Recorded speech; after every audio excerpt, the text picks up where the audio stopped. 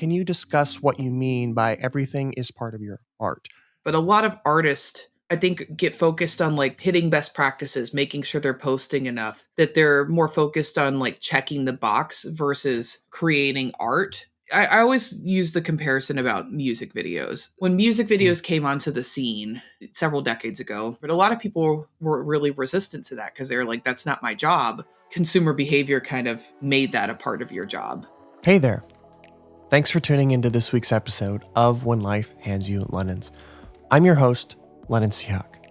This week, I'm joined by Cassie Petrey, the co-founder and CEO of CrowdSurf, a marketing and music management firm headquartered in Nashville, Tennessee, and founded in 2007 by Cassie and her business partner, Jade. They have worked with massive artists and brands like Camila Cabello, Britney Spears, the Backstreet Boys, Apple, and Google, among many, many, many others. Cassie has also spoken at South by Southwest, where she was joined by many other music industry experts. In this episode, Cassie and I discuss a number of things, including how to build your social media art. Now, this is an interesting concept. Social media is your LinkedIn. This is your resume. As a content creator, especially as a musician, you have to keep up with social media and posting your art. This is how you are found in today's landscape. There's no avoiding it. And towards the end of the episode, Cassie gives a few really good tips on what musicians, what artists can do right now to get their art going and flowing on social media.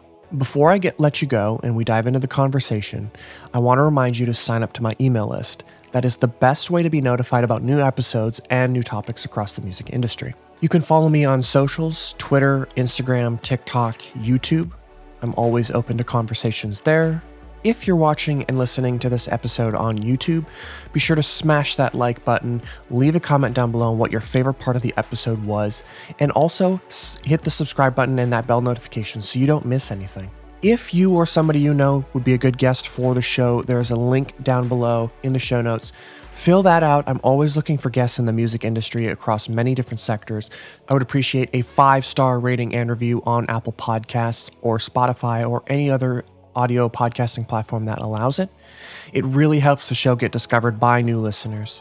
With all that mumbo jumbo out of the way, let's jump in head first to my conversation with Cassie Petrey. Cassie Petrey, thank you so much for joining me on the show. As I was doing some research, digging into you, reading about all the stuff you've done, the Instagram reels that you've posted, everything like that, I'm just like, I don't really feel worthy to have you on the show. Oh, stop it. That's so nice. But I when I was doing research on you as well and some of the conversations you've had, I felt the same way. So I'm really looking forward to Oh, today. thank you. That's humbling. Thank you. So, as mentioned before we started recording, keep this real simple. I'm really excited to dive into everything that you do, everything CrowdSurf does, and how artists can really kind of take charge of their careers through a number of different things. So, to kind of get started, give us a brief overview of who Cassie is and what it is that you do. So Cassie, at Cassie's core, is a fangirl. My first humans that I was a fangirl of were the Backstreet Boys. But I would say Oh, that my yes. sort of fandom thing started when I was itty bitty. Like I loved Care Bears, like to the point where we would go to the flea market every weekend with my mom and my family and I would all go and we would collect them. I Hmm. loved the Ninja Turtles. I had all the Oh, yeah. figurines, the ones that like flipped backwards, stuffed animals, all of that. I went through a wrestling phase where I used to have a Macho Man pillow. So I've always liked Okay. being really into like brands or things, and then music eventually found its way to me, and that kind of became a big part of my life, and still is today. And I've sort of based my career around this thing that I've had since I was a toddler in terms of loving Mhm. brands and being a fan of them and wanting to collect and be a part of the community. And Mhm. when I was like 11 or 12, discovered the Backstreet Boys, went to my first concert with my softball team actually because I'd never been to a concert before then, and music is not part of my family. We don't hate it. It's just nobody's good at it. Nobody's like a really big fan of it. They're more into like college basketball.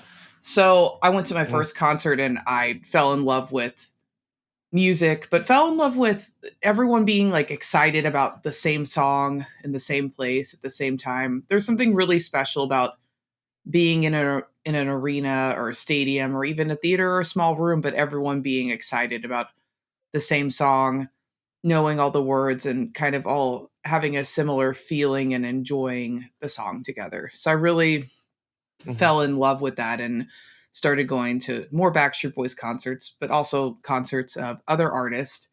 And I would say around the age of 15, I realized that there were jobs that weren't on stage, and I became super focused on getting a job in the music business from that point on. And I really haven't looked back since. You know, what I've done in the music mm, business has evolved over the years, but sort of the same premise stands, that I always want to help artists because artists brought me a lot of joy and a lot of memories, and still do. And mhm, I just want to play my part in keeping that whole thing alive, of artists mhm, making music, of people being able to enjoy it together. It's a really cool relationship. I think it's really special. It's mhm, a big part of how people, you know, remember parts of their lives, and they have memories with friends around certain songs. And I just think it's really important for artists to keep being artists and keep releasing music, because it brings so many people happiness and other emotions that are important for humans to feel. mhm, mhm. How many times did you see the Backstreet Boys? Before I worked with them over 100. 100 times? So I've seen them way more since then because I work with them now. So I've seen them probably at least a couple Wow. hundred times. Wow, and is that mostly prior to you working to them? You saw them 100 times, and now that you've worked with them, it's a lot Yeah, more? yeah. So I would say it's probably about, I probably saw them about the same amount of times before I worked with them as I have after. I mean, I've lost count at this point. I could probably figure out how Yeah. to make some sort of chart to calculate it, but it's a lot. And I was actually scared Yeah. to work with them because I didn't want it to ruin all these memories I had earlier on in my life with my Mm, friends. And some of my favorite moments in my life have been because of the Backstreet Boys or adjacent to the Backstreet Boys. And I didn't want working with them or knowing too much about them to taint that, because I do mhm, have this problem, unfortunately, with some artists that I've worked with that, you know, I have a bad memory about a particular song release or whatever. That memory can sort of taint every time you hear that song at the grocery yeah, store or at a bar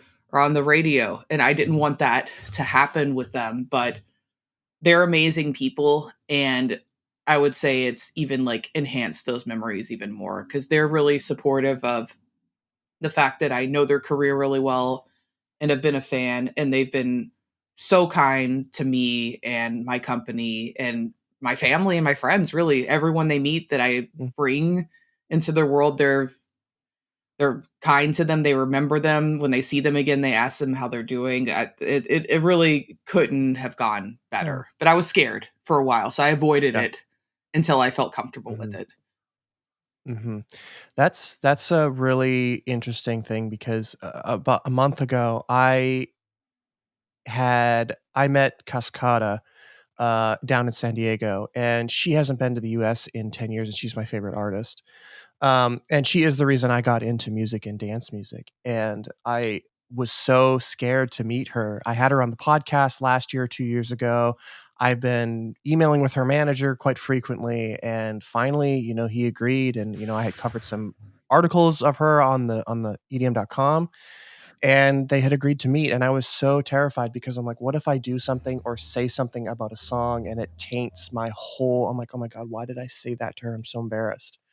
But at the same time, it's like this I've worked so hard to get to this moment. So what was that like for you getting up to the Backstreet Boys? Like, how did you overcome that? How did you get comfortable with working with them? I think I had a moment that made me realize I wasn't going to have a better moment as a fan. I finally had the moment where like I got picked to go on stage and be the person they sang to.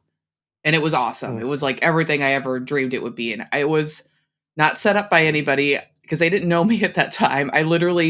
Sure. I'd seen the show multiple times and I figured out like where to sit to get pulled on stage, like where they pick people Oh my from, God. how they like how they want the person they pick to bring on stage to act. Like I really strategically thought about this. And when I got to the seat, because I knew exactly where to sit because they kind of come down the thrust of the stage and then come off and pick people.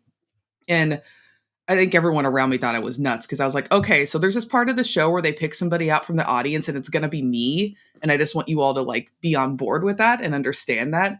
I think they're kind of like, okay, crazy lady. And then like it actually happened the way I planned it. And they're like, oh, it's like she knew what she was talking about. I had that moment. Yeah. It was awesome. And I was kind of like, you know what? I think that's a good high note to go out on. Like it was a great Yeah. experience. I'll remember it for the rest of my life, and I'm ready to give it a shot. And luckily, it's gone really, really well. Mhm. So from there, they brought you up on stage, they sang to you. Was it your intention to work with them at this point? Not at that point, but I think after that experience happened, because I knew everyone on their team. I know a lot of people in the music business and had a lot of connections. Even this was about 10 years ago, but I had big clients Mm, and I think they'd almost sure. kind of thought it was weird that I hadn't asked. And I never like asked for free tickets. I always bought them because I wanted to sit where I wanted to sit. Like I Yeah, wanted of to course. be I like to kind of be pretty precise in these situations. I'm either a fan at your show and I'm not doing any business and I'm not networking and I'm not taking any content and I bought my ticket so I have no obligations to anybody, or I'm there for work and I'm going to be networking in the barricade, getting content, doing whatever I'm supposed to be at that show. But I like to kind of have a clear line, and I purposefully made myself on the other side of the line, even though I had relationships with a lot of people on their management Mhm. team, on the on the road, and in their digital world and that sort of thing. That's really important too, because when you have a connection to a group as massive as the Backstreet Boys and successful as them, you almost have to be very, very strategic about when you're gonna pull that lever of, "I'm gonna ask for a favor," or, "I'm gonna jump in and try to come out of left field with something," and, like in your case, it was work with them. You have to be strategic about what lever you're gonna pull and when and who you're contacting. Can you Yes. talk a little bit about that process? Yeah, I think a lot of people need some finessing on that skill set, to say the least. Especially because, so I think we'll start with guest list and free tickets to Sure. concerts. In the past 5 Mhm, years, I think the etiquette around that has changed a lot. Um, mhm, Especially after COVID when people lost several years of touring. There used to be like so many tickets set aside for guest lists, and it was super common and super normal to get a bunch of people free tickets to concerts. Now, mhm, that still exists, but I would say it's a little more specific and a little more tight. And you really kind of have to sort of like have more of a reason to be there. Like you need to like actually work on the project, or mm, I don't know. You need to have like a reason to why you're worthy of not contributing financially to that artist's career. Um, so mhm, I'm very cautious about what I hardly ever ask for guest list, even if I'm working on mhm, something. If I'm mhm, working on a project, but I'm not going to that show to work, I'm probably going to pay because mhm, it's I think it's important to contribute to the artist ecosystem. They don't make the same kind of money off of music and sales, that they used to. Luckily, that's kind of rebounding a little bit, but it's still, you're not, used to make, sell CDs for $15. We're not, in that category anymore. So I like to be really conscious about the no, cash flow. And, if I'm asking somebody to essentially sacrifice money for me, there has to be a good reason why I'm asking for that. absolutely, absolutely. Yeah, that's a really good point. So, let's transition a little bit. I'm curious, I love the name of your company, CrowdSurf, Yes. and so I wanna know, where did the origins where did you come up with that name? Well, I think there's a couple different points that came to that name. But I remember when me and my business partner Jade, she had just graduated from Middle Tennessee State University, and I was close to graduating. And I remember we were at a Mexican restaurant trying to figure out what we wanted to call our company. We knew what the company was, but we wanted the name to like reflect music and reflect, sort of the process of being a fan in some way. And recently something had happened where I had CrowdSurf for the first time, and it was at a Fallout Boy show. And then our friend also CrowdSurfed, and she was wearing like this bear head at a Fallout Boy show. I don't know. We used to do this thing where we would, in college, where we would have our friend wear a bear head to concerts. I don't know. And then it became Fallout Bear. So I think God. Fallout Bear sort of adjacently inspired our company name. But we we're like, with that just happened. So with crowd surfing was top of our mind, and we were like, that name's kind of cool because it's about like a group of fans, carrying other fans up and them having kind of like a special moment at a concert. Mhm. And then sometimes the artists also crowd surf, and it just kind of was like almost a visual representation of a lot of stuff that we saw happening online in the social media space. And we really liked the name, and we're like, there's no way there's no way a company doesn't already have that name. And when we did the research and we could have it, and our trademark attorney said it was okay, we couldn't believe it. We were so thrilled because we thought it was such a great name too, that we thought there was no way that no other like music industry company would be using that term, and we were able to get it. So we're very grateful that nobody else had it at that point. Yeah. Wow, and it's great that you went through the trademark attorney. I've had attorneys on the show before, and we talk about, copyrights and music rights and, trademarks, because I mean, trademarks come into play with musicians as well for certain things. So it's important to understand what those are, Yeah. and that's amazing. That's to go through all of that, and attorneys go through trademarks like a fine tooth comb, Hmm. because the last thing I want to do is you get sued. But that's amazing. So congrats on that. How long ago did you start the company? Over 15 years ago. Wow. Yeah. And how many employees do you have now versus how many you had when you started? Was it just you and Jade when you Yep, started? it was just me and Jade, and we always kind of grew slowly. Like it was like, okay, we finally needed an assistant, so we hired one person, and then we each needed an Mm, assistant, and it's always kind of grown slowly like that. But I would say we're at about 55 now, if you count like our vendors, close to 60.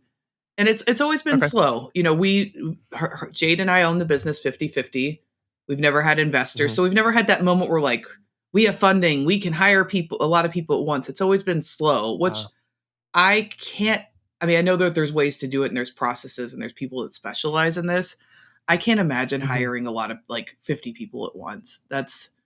It just Oh, yeah. sounds, it doesn't sound like something I Overwhelming. would enjoy in terms of Yeah. finding that amount of good people you want to hire at the same time, and then also acclimating them and training them and having enough work for them to do it. Just I've liked the way we've grown in terms of Mhm. a little bit at a time, project by project. Yeah, the paperwork it takes to get them onboarded, getting all their information, address, no Yeah, thanks, even getting them like set up with everything. even like hiring two people. Hiring one person is a lot of work because, and luckily we have processes now for it. I'm really obsessed with Yeah, processes and yeah, me paperwork, too. and being like, okay, when this happens, this happens. When this happens, this happens. But even with the process, it's still a lot of work because you have to make sure you don't miss anything in the process. You have to figure out when they quit their old job, when they start the job with you, what team they're going on, how you're going to integrate them, when you're going to introduce them to clients. There's a lot of logistics to think about with just one single person. I can't Mhm. imagine a large amount. It's not my Sure, thing. if you're Apple or Google, onboarding 50 to 100 people at once is, you know, seamless, but Yeah. that in a small business seems that seems overwhelming. I worked for a few small businesses, I can't even imagine. Yeah.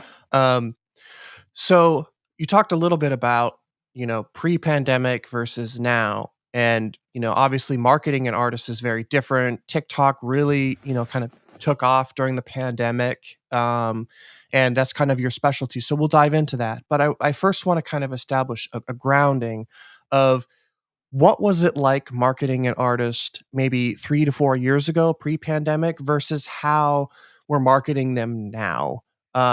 Obviously, times have changed. Everybody's kind of emerging from lockdowns and governors, and the country is kind of lifting different restrictions. I know in California here, Governor Newsom just removed the state of emergency thing. So whatever that unlocks. So the world is kind of making its way back. So what are you kind of seeing in the next 6 months to a year or 3 years looking like for digital marketing versus marketing an artist 3 to 4 years ago? Yeah. So pre-pandemic, and I don't even know if I mean the pandemic obviously affected this some, but I think we were going in this direction anyway. Is Yeah, yeah, video, yeah, video absolutely. was starting to become like short form video was starting to become more important. And this stuff always kind of evolves as hardware evolves. And as the camera phone has gotten better, video online has become easier to create and has become more important. So we're already kind of on that Hmm. trajectory, regardless of the pandemic. Um, Hmm. but I think the pandemic sort of escalated people learning how to like shoot themselves and how to produce things because they couldn't go out and shoot content in the normal living breathing world like they used to. So I think that Hmm. process sort of escalated, like people learning how to like have their own setups, ring lights, talking to camera, that sort of thing, editing. I think it sort of pushed that process a little more to the limit than I think we would have seen organically otherwise.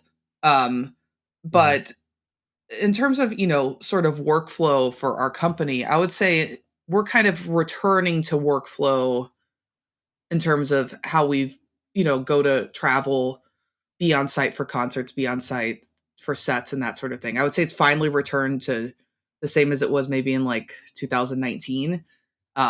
In terms of I'm Okay. seeing multiple clients a week, multiple artists a week, multiple events a week.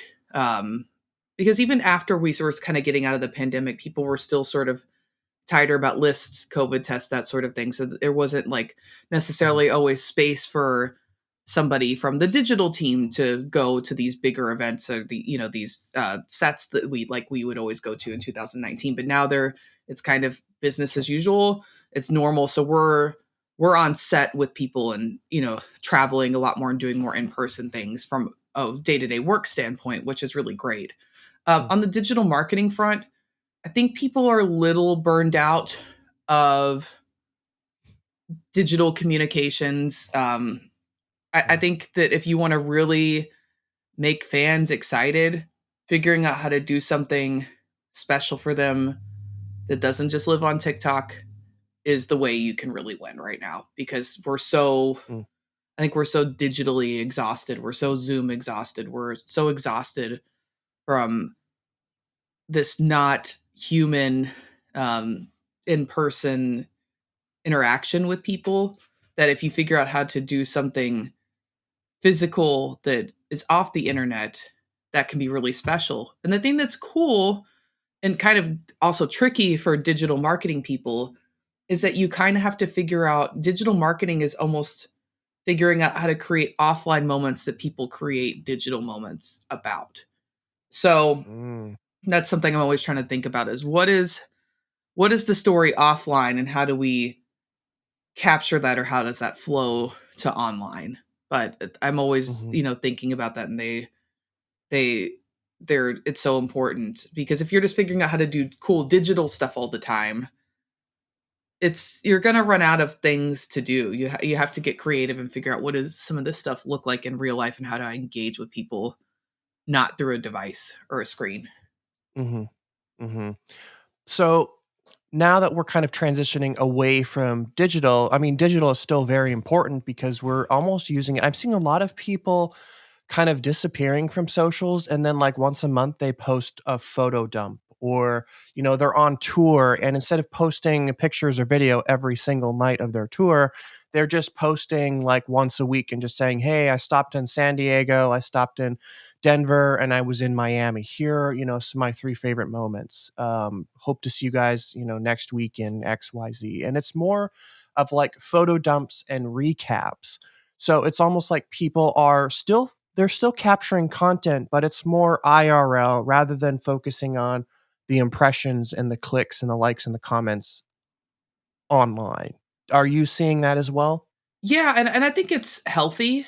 But I think a Yeah. lot of people are kind of, Instagram sort of changed. And I think for a while it was about like, how do I get the post? How do I create the post that gets the most likes and the most views? But now I think a lot of people see Instagram as, how do I make it so that when somebody looks at my page for the first time or the first time in a while and know who I am and know what's going on? It's kind of, I think it's almost sort of, the Mm, feed has kind of replaced what the website for artists used to be. mm, Because you kind of go there, if you've never yeah. heard of somebody, you're going to look them up on Instagram in a lot of situations, and you're going to look at their feed and be like, oh, okay, this is like how they dress. This is the kind of music they make. They're on tour right now. They just went through this city. Like, that's how you're going to learn about somebody.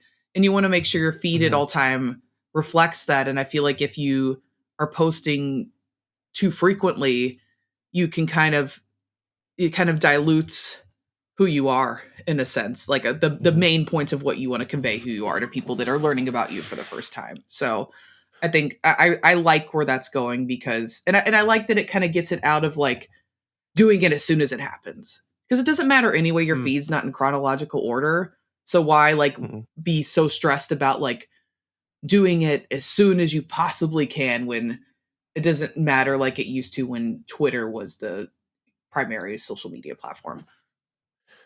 Yeah, and it's like too, you post something now, Instagram may show it to 75 people within the first hour, and then, it's gonna show another 100 people in 2 or 3 hours, and then, the rest of your feed might not see it for 3 or 4 days. Like, there's times where I see posts on my Instagram like, "Oh, this is cool, but it was posted a week ago." I'm like, "Why am I just now seeing this? This would've been cool now, and maybe this would've been something I would've tuned into," but the point is that your posts are not getting shared to everybody on your feed as soon as it's posted. Instagram's algorithm, I would assume, is rolling it out, differently to different people at different times and different time zones and when they're active. Um, but based on what you said as well, it sounds like TikTok is becoming the new LinkedIn. Is that kind of what you're seeing as well? TikTok is the new LinkedIn. I Mhm. haven't heard that comparison, but I guess it kind of makes sense. Um, I mean, I guess in a sense, you're not gonna have the same type of people on LinkedIn would be posting TikToks, but and when it comes to creators, content creators, it kind of is your online digital resume. Like, if you're pitching and trying to get hired for a content creation job, they're gonna look at your TikTok, Instagram, all that stuff versus your LinkedIn. They don't really care. They wanna see the content you've created. Gotcha, I get what you're saying. Yeah, for sure. Yeah. Like, especially if you're in that space, or if you're an artist, your Mhm. Instagram is your resume. Like, it's kind of Very like, visual. but you're kind of like you're applying to everyone in the world, for them to be a fan of you, and you want like your resume Mhm. to sell you to the potential fan. So yeah, all Mhm. the fans are out there, they're hiring artists to Mhm. to be, to entertain their life. So yeah, I totally get Mhm. that. And I think same with Yeah. TikTok to a certain extent. I think the thing that's interesting about TikTok is that people do look at feeds and look at people that way too, and it's kind of interesting to see, Mhm. especially with Gen Z, how TikTok has sort of evolved into a search engine to a certain extent as well, and they're really pushing that in the app, which is sort of fascinating to look at and see Mhm. how people are using that, because we've all been used to just Google for so long. So Mhm. Mhm. it's been interesting to watch that evolution. But the thing that's Yeah. really fascinating about TikTok that Instagram, I think, is trying to create but doesn't have like the same pool, is the For You page, and the Yeah. curation and the amount of content you see from people that you don't follow. Mhm. Kind of adds an interesting element of people sort of trying to game the system and figure out, how do I earn my spot on those pages. Mhm. Yeah, I mean, even Twitter is kind of making those changes. Like now you can have a For You page where it's actually Hmm. recommending people and conversations. And then you have your following, which is only conversations of people you follow, which I think is interesting because sometimes it's like, okay, I'm seeing all these people that I don't know anything about conversations that I have no interest in. I'm going to pop over to my following and see what that is. But in the terms of, TikTok, I think TikTok does, I almost never use my following page, and I follow like 150, almost 200 people, but I very rarely go over to see who I'm following. I'm hoping their content is just pushed to me in the For You page. Yeah, It's really kind of strange because the For You page is just so good at scratching every itch that I have. I'm like, oh my God, this is interesting. And I engage with it a little bit more. So I see more of it. I'm like, oh, I want to see this come back in a couple days. Let me engage with it. And it kind of gaming the algorithm, which I think is really interesting. absolutely. One thing that you talked about, I was reading your interview with Hugh McIntyre on Forbes, and you talked about everything is part of your art. So this is kind of the perfect segue from social media. Uh, we talked about that, like not posting right away, but can you discuss what you mean by everything is part of your art? So what does that mean? Yeah, so a lot of artists, and I don't blame them for this because there's so much pressure, but a lot of artists, I think, get focused on like hitting best practices, making sure they're posting enough, that they're more focused on like checking the box versus creating art. And I always use the comparison about music videos. So when music Mm, videos came onto the scene several decades ago, a lot of artists were really resistant to that medium because they're like, mhm, this isn't a part of what I do. I make music, I don't make videos. But as media was evolving, and radio was such a big part of entertainment prior to that, but television became the world, in America and a lot of other places at a certain point. And it's I have this theory that hardware dictates like how art is shared and how social media evolves. So as television mm, became more important, if you want music to be competitive in that media platform, you have to create a version of music that can be consumed on television. So that's why music videos came into existence and why they became so popular. But a lot of people were really resistant to that because they're like, that's not my job. But unfortunately, consumer behavior kind of made that a part of your job. And you mhm, wouldn't make a music video. Now people like die to make music videos and want to spend a ton of money on them when it doesn't even like make sense sometimes. So it's interesting to kind of see where mhm, that's evolved. But music videos now are viewed the same way album art is. It's an extension of your music. It's an extension of your product. It's an extension of your brand. And social media has become an extension of your brand, and it has to be treated the same way you think about music videos or art. And not in the sense that you need production or in the sense that you need a photo shoot or you need to edit, but in the sense that this needs to represent who I am, and I need to make sure that it is an extension of me.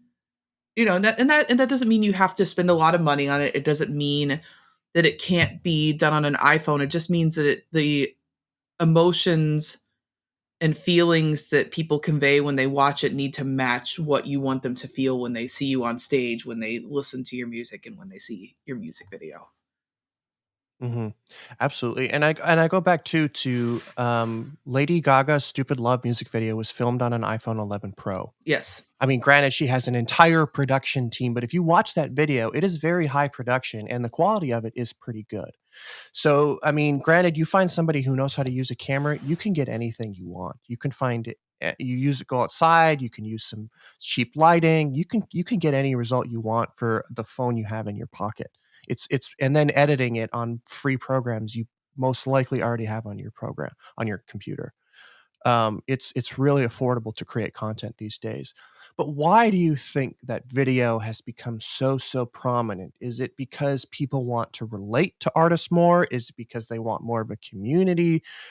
Why do you think that video has become so important for creatives like musicians who were primarily 30, 40 years ago just strictly audio?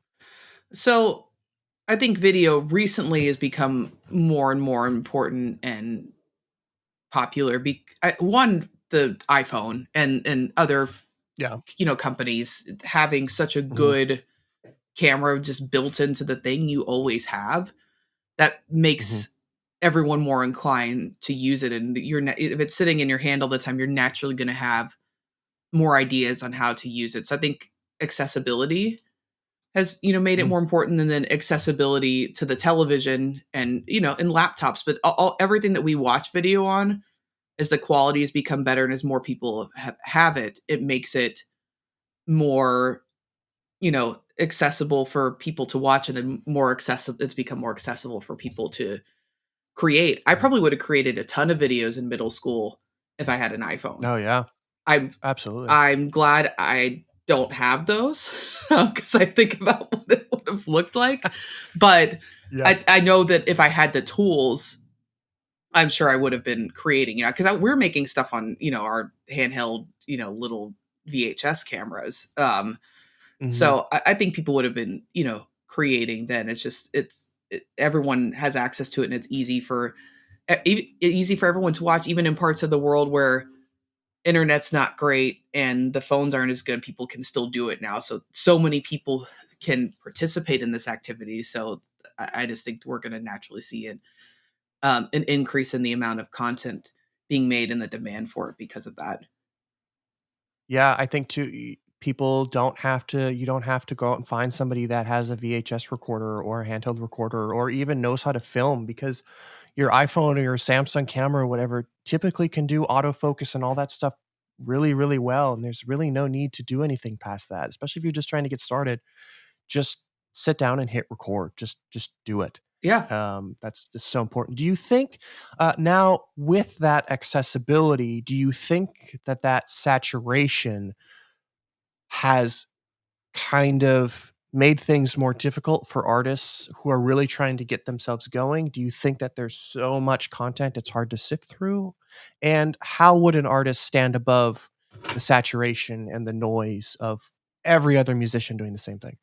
It is, there's a double-edged sword, because there is a lot Yeah. more music content than there ever has been before. I think the upside to that Mhm. is that people who maybe didn't have funds or connections before can participate in that and have a shot. Whereas 20 or 30 years ago, if you don't have somebody who could fund $25,000 to make you a demo, and another $100,000 to make you a music video, you're screwed. But now, if you work hard enough, you can go on Google or YouTube and figure out how to do some baseline stuff yourself to show your talent. I think it provides a really cool opportunity for people that work really, Mhm. really hard. The downside is that there's more people now, so it's more fish Mm, in the pond. So I think you have to work harder than ever to be able to sort of stand above the rest. And my advice to people is always do something different than everyone else, and not just kind of different, like the opposite. Like, if every right now, a lot of young artists are, making the videos in their car where they play a song for their mom for the first time. And sometimes that can be yeah. really cool, especially if your mom has a really interesting reaction, but it's kind of become, overdone at this point. Cliche. Yeah, like, yeah, you Yeah. don't I think a lot of people they saw somebody it be successful for somebody, but it was usually successful for somebody because they were one of the first people to do it and people hadn't seen it yet. So, how do you do something that's like the opposite, or I don't not even opposite, just how do you do something that maybe has the same goal, but how do you accomplish that goal in a different way? How do you be Mhm. different? How do you stand out? Just trying to be like somebody else is never gonna make you win. Yeah.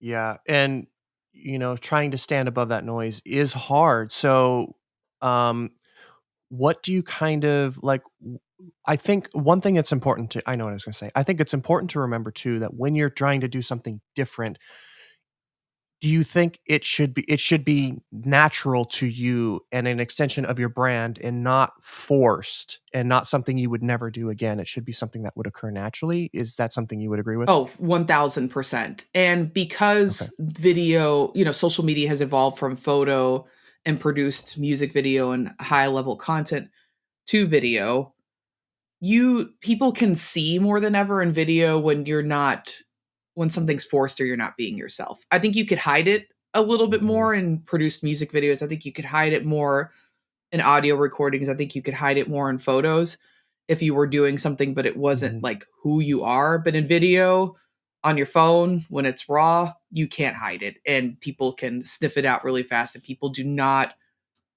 don't want to feel like tricked or marketed to in that way. It doesn't mm, make people feel good. And in order to get fans, they have to like you and they need to feel good. And so you don't want to do of things that course, don't make people feel good. of course, of course. Yeah, that's a really good point. So CrowdSurf's clients, what are some of the things that they are coming to you with? Like, what are they looking for? Are they looking for fame? Are they looking for superstardom? Are they looking for what are they looking for? Everyone, we work with artists at a lot of different levels. So everyone has different goals. Some artists are doing really well and actually have a lot of social media traction. They just don't have enough time in the day to handle it all. They don't have enough time to make Mm, sure they're also, making sure their Facebook is up to date and that they're updating Snapchat Spotlight, and they might shoot something on their phone, but they don't have time to edit the photos or the pictures or have time to make their own smart URLs that have a pre-save link, or they want somebody to organize their schedule in terms of when do I announce my next song, when do I launch the pre-save, how much should I tease it. A lot of people are already having success and they need help managing the amount of hours it takes to take care of that success. That's a situation a lot of people come to us to. And then there's some situations where an artist may be really disciplined and want to do well on social media, but is really good at being creative in the studio, but doesn't know how to translate that to social media. So we're there as sort of like a sounding board to give them ideas. And then there's some artists who are mhm, trying to grow an audience and get started so that they can get discovered by a distributor, a record label, and get a partner and continue to grow their career. So there's a lot of different types mhm, of scenarios that, people hire us for. And we always have to keep that reason why they hired us in mind, because that'll change how we interact with the artist and what types of services we provide to them. mm. I think too, do you think that a lot of artists as they get, I mean, this is definitely true, but as they get bigger, their responsibilities and administrative tasks that need to be completed just become more and more and more. Like the marketing plans become more robust, maybe there's more money involved, you have a bigger budget, therefore you can hire different people to create different things and there just becomes a lot more moving parts. Are there times where you're kind of project managing those types of things, or are you just kind of coming in and just taking care of everything? Again, it sort of depends, but I think we are like digitally project managing a lot of people, Mm, because as I always say that when a song is going, an artist is being successful, like that's almost sometimes the hardest part of your career. You would think that's like, oh, I finally made it over the fence, like I'm in the clear. No, that's when you like hold on for dear life and don't squander that opportunity.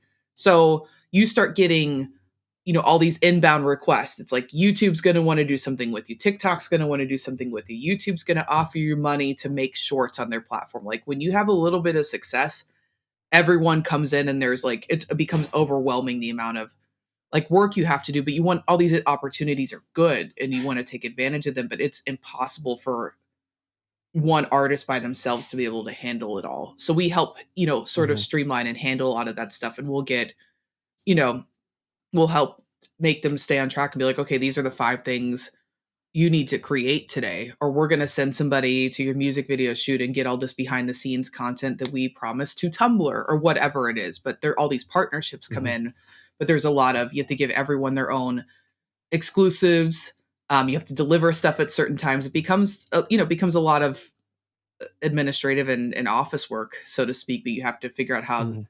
the artist delivers all those things and organize it and not stress them out and make them want to pull their hair out at the same time. So it's a Hmm. delicate balance, because like if you have a single going it's your first big song and it's going, that is like the time you're going to have to work the hardest in your career, because you don't want it to be the last time that happens to you. In order for it to not be the last time, you have to like be a great partner to everyone and take advantage of all the impressions that you're being offered in that moment. Hmm. Hmm. I want to step back just a little bit. There was a story that came to mind that I forgot. As we were talking about the different types of content and things that work for you, there's an artist that I met very briefly a few years ago. His name is JORDY, and we have a mutual friend, and he's doing really good things. He's a queer pop artist, singer songwriter who lives out in LA and is writing these incredible songs. But the way that he carries himself is so genuine and so him. I feel like he's posting to all of his friends, and I think he does an incredible job of showcasing his brand and who he is as an artist and as a musician. I mean, he's performed on the Today Show and a couple other big shows, and he recently has a TikTok trend that's going off. So he did the story of a girl, and he kind of took that back, and he did story of a boy, and now there's a TikTok trend that's blowing up that he's sharing of trans people who are like taking this is the story of a girl and now they're switching it and going this is a story of a boy, of them transitioning, which I think is so cool and so fun. Those are the types of things that we should strive for. Those are the types of things that I'm seeing as you're explaining, doing something different from the norm. And maybe this isn't something he intended, and maybe somebody else just kind of took it and used his song to roll with it. But I think it's such a cool idea. The way he's interacting with these people, the way he's congratulating, he's having his mom interact and react to these videos, and it's really really a lot of fun. Yeah, I totally agree. And again, that suits who Jordy is. You can't take that marketing idea and put it with an artist that doesn't make sense, or else somebody's going to call like that's not authentic and you're doing this for fame and not because you want to. So it has to be for the right reasons Mhm. and make sense for the artist. Yeah. So, what is kind of the typical rollout strategy that you work with on an artist? I mean, obviously the goals are different, but how far out do you typically start promoting a track? Like, what's kind of the typical templated marketing plan? Yeah, it's changed a lot. I would say years ago you'd want to like be talking about a single like 3 or 4 weeks before. I would say a magic number a lot of people are sort of teasing at right now is around 10 to 7 days before a song, because music just moves Wow. so quick now. But Not everyone's 6 weeks or 4 weeks? I mean, we in terms of planning on a digital end, we don't always get it, but I like 6 to 4 weeks so we have time to make ingest the song, pitch it to pitch it to Spotify and other places, pitch it for Mhm. TikTok banner placement. They ask for that stuff like 5 4 weeks out. But in terms of Absolutely. announcing to public, a little closer to it, I think is what's I would say 10 to 7 days before a song comes out is when I think people are start really pushing it, unless it's a bigger artist that has an audience that really cares. Um, Mm. and is going to pre-save a lot, you may want to start a little bit earlier, because if you can drive like 10,000 plus pre-saves, it's worth giving it more time to be able to collect that. But if you're an artist that isn't going to do that, I don't see a reason to tease too much in advance. Um, the Mhm. other thing I'm sort of seeing though is a lot of people posting clips on TikTok before they even have a release date, and that sort of a lot of times the success of the TikTok audio determines the success of if when and if they release the song. Mhm. What is your favorite campaign that you've seen? Something that was like, "Whoa, this is really cool and we didn't expect it." Have you had any of those moments? I feel like I'm so jaded that I'm bad at having those moments anymore. But I don't work on this Mhm. directly, but my team is working on Sure. rules record, and I think that a lot of the visual content for that has been really really cool. The announcement video he made, his project is called Fourth Wall, and the way that they made like a wall fall down in the video, I don't know. It was really creative in terms of Mm. how it was presented, and I saw a lot of artists be really impressed by that campaign. And I thought it was cool too because I know that it was the visuals were true to that artist brand. I know that he was proud of them, and I'm happy Mhm. my team got to play their little part in something that was felt really big on the internet that day. Yeah, absolutely. That's always a rewarding experience. Sometimes it's like you have 8 months of nothing, and then that one thing catches, and it's just, like, on fire, and it's like, "Yes, this is what that was for. All that waiting and hard work was for this moment." Yes, for sure. Just a couple more questions, and then I'll let you bounce. So, in that Forbes article with Hugh, you were talking about, TikTok data and how labels and other companies are using TikTok data to forecast and get various deals. You mentioned record labels, but what are the other types of deals that artists are getting, using TikTok data? They're getting brand deals, distribution deals. I don't know. It's really dictating like if a lot of bigger players are going to work with you or not. I think Mm, one because they can kind of predict a certain level of like minimum impressions they're going to get.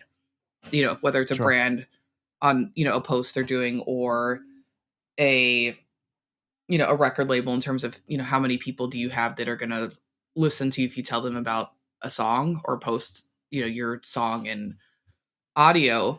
But I also think that it's sort of a lot you can determine other things about working with somebody, like their work ethic, what type of, personality or attitude they have to work with.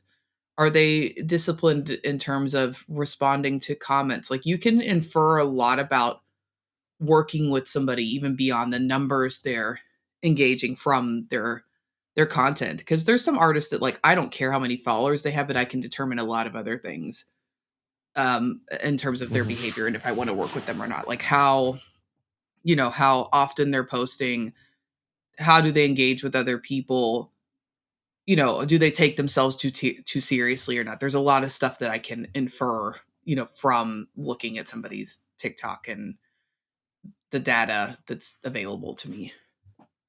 mhm, mhm. Yeah, I think that's really interesting. We're seeing, definitely record deals. I'm sure publishing deals are happening. The bigger labels especially want to see traction. What they're basically jumping onto a moving train. They're like the bigger the train, the bigger the following, the more likely they are to scoop you up, and the more engagement that you can bring, the more likely you are to get scooped up and offered the deal that you want, and the more negotiating power you have when it comes to those types of deals. Brief segue. You mentioned brand deals. What is the typical fee for a brand deal? Are they smaller? Are they, 50, $60,000? What is, I mean, it obviously ranges, but what's kind of the average?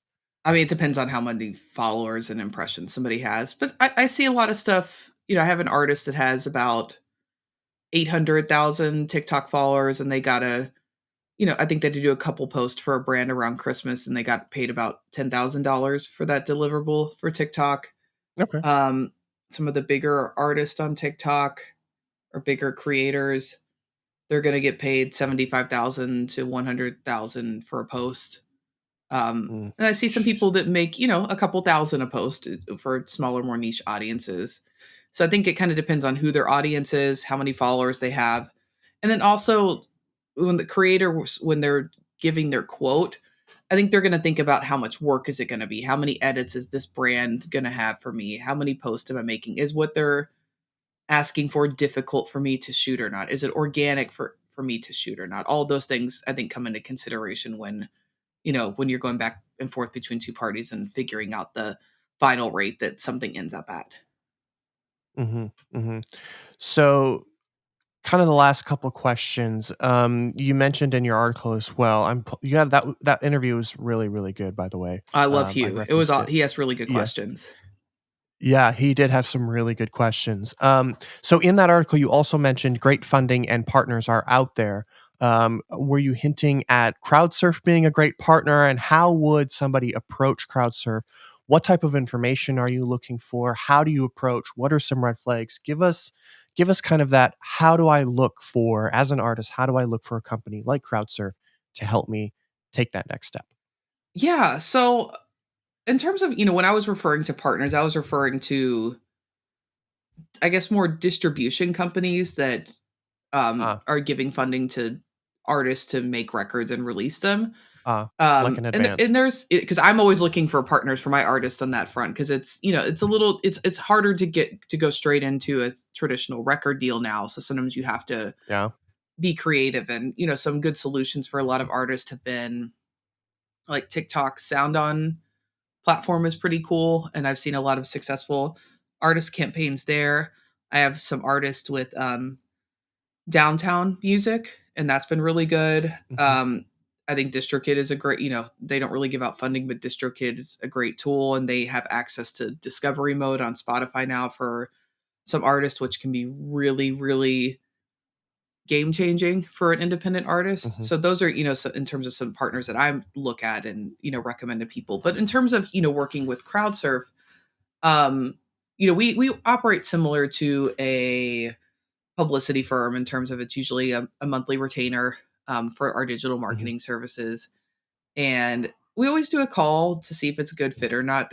I did a call yesterday with an artist that I don't think is a good fit because I think that they have unrealistic expectations about who their audience should be. And so I probably won't take that project because I don't think we're going to be on the same page about what goals they have long term.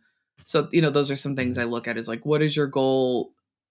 Uh, Do I agree with your goal? Like, do I have the same vision for you, or will somebody on my team have the same vision for you? And will somebody on my team know how to do this and be excited about it? Cause I'm not the point person on hardly any projects at this point. I'm more focused on running the company. So, Hmm. those are things that I kind of think about as we're taking on, projects and finding the right things to work on our end. But I would say that there's a Hmm. lot people can do on their own before they get to us as a digital marketing company. And I always say this to artists looking, because we manage some artists too, artists looking for Hmm. managers. I would say the right point to hire anybody in general is when you've literally done everything you can on your own, and you're doing everything you can on your own, and you don't have enough hours in the day to be able to do more. That's when you start looking at Hmm. team members, because there is so many resources out there right now and so much that you can do by yourself. But if you're spending 50 or 60 hours a week doing everything you can, and there's more you can do and you don't have time to do it, that's when I think you start looking at team members and who you sort of Hmm. bring on next to build out your team. Hmm. Hmm. That's a great point. So, kind of piggybacking off of that, what are some of the top three things that you would recommend for a newer artist, or an artist right now to grow their audience? One, the main thing is you just have to try. Like Mm. you have to try posting and figure out what works for you. You have to try to create content and try to post. And some things are not going to work, but you're going to find something that does and something that is authentic to you and feels good. And it's always an evolving process with digital. Like you're not going to come into month one and be perfect at it. Your goal should be is like, okay, I'm going to do better month two than I did month one in terms of type of content I posted, frequency, how I engaged with other people, that sort of thing. It is a building that never stops gaining more floors. In terms of Mhm. building your social media, it's never done. You just have to try to, show up every day and try to do a little better than you did the day before. So I think I would say that's sort of step one. I think another step that people can take is to be really organized about their and focused on their product.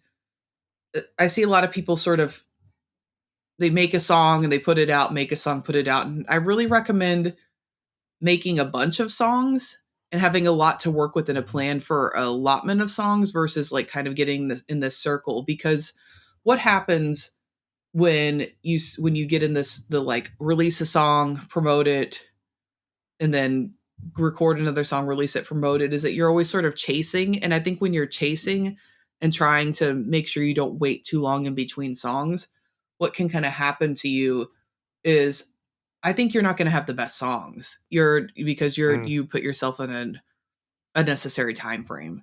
So spend the time you need to create music, have more than one song ready to go, and then start making a plan so that you're not always kind of chasing your tail on music. And music has to be your number one priority. If you're an artist, music has to be your number one priority. Like all this other stuff is important, but your actual audio track is your foundation to the whole brand and project. And if that isn't great, your other stuff is, going to be built on a not solid foundation that's probably going to topple over and not work. So, spend a lot of time, focusing on your music. And then the same thing with content. Make some of it before versus like being like, oh my God, I have to post something today. I haven't posted in a week. That's not going to put you in a situation where you're creating good content. So, plan in advance and take some of the pressure off yourself, because that's ultimately going to make your art better, and your art being better is going to make it easier for you to be successful as an artist. That's really good information. Really good insight. So that's kind of all the questions that I have for you. I want to thank you very much for your time. Cassie, you have been absolutely amazing. This has been one of my favorite conversations in recent recording. So thank you so much for the insight. And as a journalist, I'm definitely going to keep you in my back pocket for anybody. And anytime I need expert advice, I'll reach out to you for any quotes or anything like that. Awesome. Thank you. But yeah, I thank you for your time. I thank you for your insight and for connecting and taking the time out of the day to chat with me. Before I let you go, how can the listeners follow you and keep up with CrowdSurf and Cassie and anything that you're up to? So the easiest place to keep up with me is just on my Instagram, CassiePetrey. It's my name, Cassie Petrey. I'm that on all platforms, but I would say the inbox I check the most is Instagram. I don't post that often. I check DMs every day though. I talk to a lot of people. I would say I actually build most of my relationships on social media behind the scenes. So don't be afraid to message me there. I love talking to people and learning about their perspectives. Thank you again for your time. And yeah, I look forward to definitely having you back on the show at some time in the future. Sounds great. Thank you so much.